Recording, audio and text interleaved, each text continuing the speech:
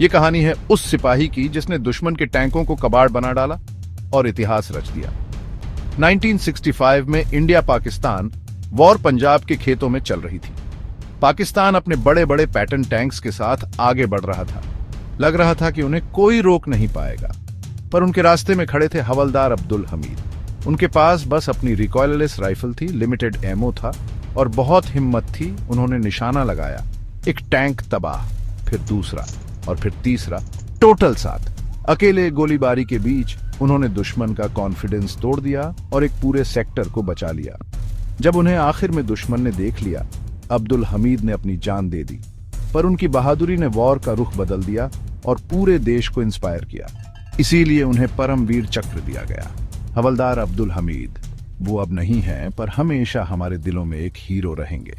ये कहानी है उस सिपाही की जिसने दुश्मन के टैंकों को कबाड़ बना डाला और इतिहास रच दिया।